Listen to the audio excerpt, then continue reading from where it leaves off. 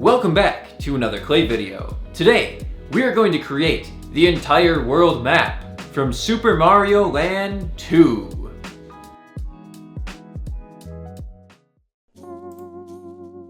Let's begin this map the same way that I always do, using this paper cutout. This is extremely helpful to make sure that everything is the right shape and size and put into the right places on the map. We can take some white and blue clay, and let's only slightly mix those together so we can have these really nice swirls of white in the blue. And this looks really nice for a water effect. We have our water layer, so let's put that on the baking tray, and let's start cutting out all of the different islands. There's something about this map that makes it much different than anything I've ever made with clay. And it's that this game is on the Game Boy, so it's not actually in full color. So we don't know what the map would have actually looked like. This colored map that I'm using is actually just a fan art somebody made. They took the map and colored it to I guess what they think it would have looked like. We have a lot of references we can go off of, like the box art from the game, or even some commercials from when the game came out, but that doesn't exactly show every detail on the map. There's actually a fan-made version of this game, an emulator, called Super Mario Land 2 DX. And this actually offers a fully colored game, not just the map, but the entire game. And they've also added a few other features in it, like fixing bugs, and adding the ability to play as Luigi, but I've never played this colored version. Something about the Game Boy graphics just kind of has its own special appeal. Although the DX version does give us the fully colored map, there's some of the colors on it that I don't like as much. I feel like they don't stand out as much maybe, so I prefer this fan art version that I found.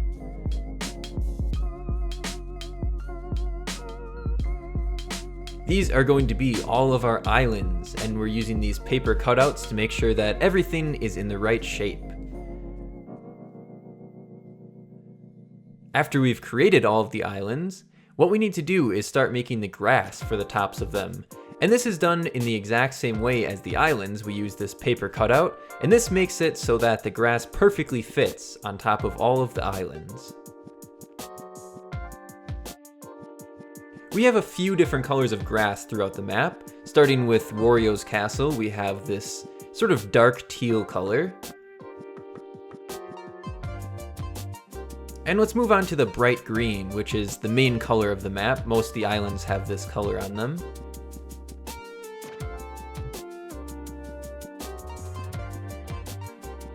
And for the most part, this is pretty easy to do. The grass part is actually much easier than making the islands themselves. The bigger islands like this are a little bit more tricky to get everything in the right place, and sometimes you have to trim the edges a bit, but overall, it's really not too difficult. So using the paper cutout again, we can make sure that everything is in the correct places. After putting on the grass layers, sometimes we squish and distort the shape of the clay, and it makes it a little bit harder to fit everything where it's supposed to go, but I think this looks pretty good. We have this little platform here, and this is where Mario is on top of, and we'll create this little cave here. I wasn't exactly sure where to start on the map. There's so many details to create, so I thought I would go with a more simple detail, and that would be this cave. I don't like the details on this first cave too much. I think that I should have used a different method, which I'll be using on the second cave here, and this one I like much more. This one I took all of these tiny little scraps of gray clay and just kept stacking them up until it made a really cool rocky cave entrance. Now let's start creating the path that goes around the entire map, the path that Mario follows to go to all the different levels. I started by removing the paper parts where the map actually goes, and I'm just tracing them out using the dentist pick so we sort of know where to follow when we use the path color. I'm also marking out a few spots on the other islands where the paths are going to go. And these little circles around the map are to get to different areas. They're extra areas or secret exits in the levels. So this is how we're going to create the path. We just lay down this worm of clay, and after we get it into place, we can flatten it down with our modeling tool. There's another circled patch over here. We have another extra area here.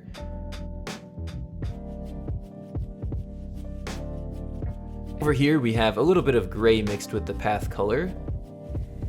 And we have the 3 little paths here leading up to the hippo. Taking some green clay, we can create some tunnels. I wanted to create all of the details on the map that weren't the main areas, the different worlds that you can go to. I wanted to create those last. We have these little eyes on the tunnels. And let's put those onto the map.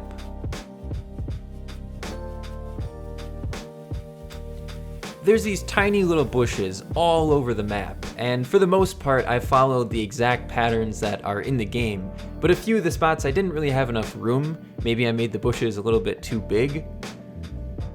Moving on, let's create some of these little hills, and these also have the little eyes on them. This is a pretty standard detail in a lot of Mario games. I'm not exactly sure why they have the eyes. Maybe it just adds a little bit of detail into the map, makes it feel a lot more alive. The next detail we will create is the warp pipes. We have 4 of these warp pipes throughout the map. Let's use the dotting tool to hollow out the center. And we'll add a little bit of black clay so it looks like it's actually going somewhere. And we can get them into place on the map. Taking some bright red, followed by yellow and blue, we'll create these little platforms on the ground, and these symbolize secret exits in the levels and also just some extra areas. The next tiny detail we'll create is the gravestones, and these I've made by trimming off the tops until we get a nice point. Using a dentist pick, we can place these all over the map, and this was pretty hard since they're so tiny. On the top here, we have a little bit of variation. I've scribbled some stuff on a few of them. Now we have some ladders. I usually do not like this process. Creating ladders is just really tricky, and a lot of times they don't really stay together very well. I typically will bake them first and then try gluing them on, but this time I tried to put them on fresh and it worked pretty well. All these little lumps here are the tree stumps, and they'll turn into trees pretty soon. This big one in the middle, we need to add some roots into it. And there's also a little hole right in the middle here. Now this is the method I've been using for quite a while to create trees, and I really love how this looks. It adds a lot of detail into the map, more so than just being a big ball for a tree. Let's get the tree into place and start using even more tiny balls of clay. We'll create all of the trees for all of the leftover stumps there. And the red ones here are also going to be for trees, but those will be in the pumpkin zone. We can get those onto the stumps. And it's a little bit of a tight fit on some of the trees, but I think it looks amazing. Now up onto the pumpkin zone, we'll add in all of the red trees. I think I like these ones a lot more than the green ones. They remind me of maple trees.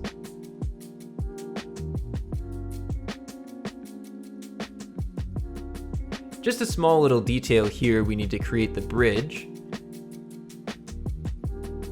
And let's put that into place on the map. Now this part was definitely the most tedious out of the entire map. This is the method I'm going to be using to create flowers. I think to create all the flowers on the map, it took me around 2 hours. It just took so long to cut out all of these tiny little specks of clay, but I think that it really pays off because they look amazing.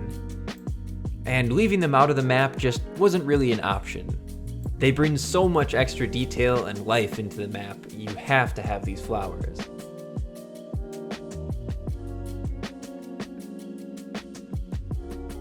Now on the top here in the pumpkin zone, I've added a little bit of brown into them instead, which kind of looks like piles of fallen leaves, but I think it still looks pretty good. This will be zone number 6, the turtle zone. I know we created zone 1 first, and it would make sense to make zone 2, but I didn't really do them in order. I just sort of randomly created the different zones. After we get this pattern on the shell, we can add in the turtle's body, or I guess more so just his head. And we have these big, sort of creepy eyes. I wasn't sure if I should use black for the eye details. It looks like the turtle's eyes are closed, so I think this looks pretty good. We have the white wrapping around it, very typical for turtles in Mario games. And let's get that turtle onto the map, and we will start creating Mario. This is zone number 5, the Mario zone. This was very difficult to create at such a tiny scale. You can't even use your fingers for any of the details. You have to create all of the different details and place them on using only your tools. You can see just how tiny it is there compared to my finger. You could fit maybe even 2 of these Marios on the fingernail on just my pinky. We have the little mustache here and the sideburns. And on Mario's hat, there's no way I was going to be able to create the M, so we'll just do a little dash, and that looks pretty good. We need the ears, the arms, and Mario is complete. So let's move on to zone number 4, which is the pumpkin zone, and definitely my favorite zone in the entire map. I feel like it's sort of weird in a Mario game to have a Halloween zone, but I think it's pretty cool. Using the dentist pick, we'll create these different markings on the jack-o'-lantern and fill it in with yellow to make it look like it's nice and lit up with a candle. I think the thing I love the most about fall is carving pumpkins. It's a lot of fun, and you can create so many different shapes and designs with them.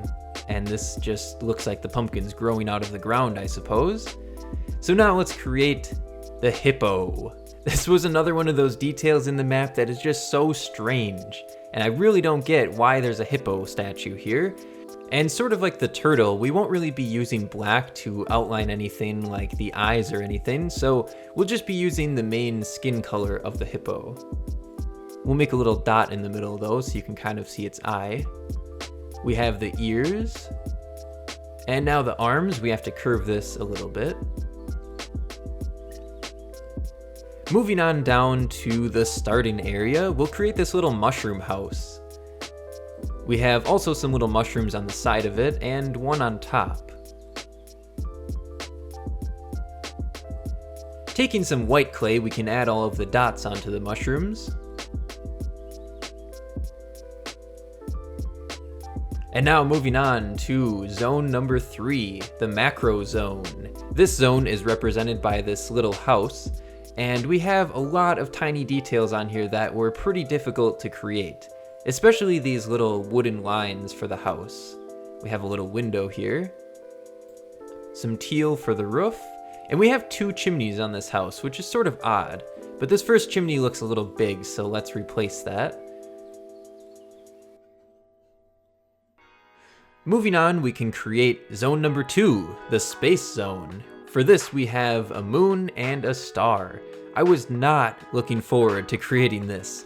Stars are my worst enemy when it comes to clay. I have so much trouble creating them, and I usually have to scrap the star 3 or 4 times at least before I get a decent star.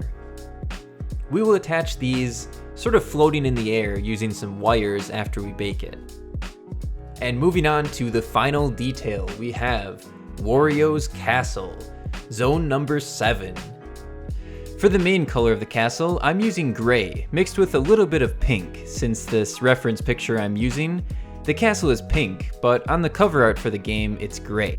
So I guess this is a nice combination of both. We need to create all of the doors and windows all over the castle, and we only need to create half the castle in height, because we're gonna have this dark storm cloud floating over the top of the castle. This is some very dark purple clay, and we'll mix together all of these balls of clay, and this looks like a pretty nice cloud, so let's place that on top of the castle, and finally, we are ready to get baked. After baking, we can take a thumbtack, and this will make the hole into the clay where we can place the wire. Let's secure that with a little bit of super glue. This is how we can hold up the moon and the star in the air. And that is our final detail. So here it is, the world map from Super Mario Land 2.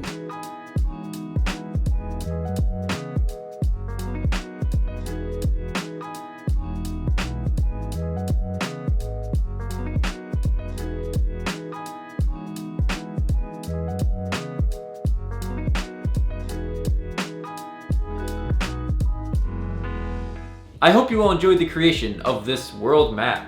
If you want to see some other maps I've made from Mario and from other games, you can see a playlist up here. Thank you all for watching, and I will see you all in the next one.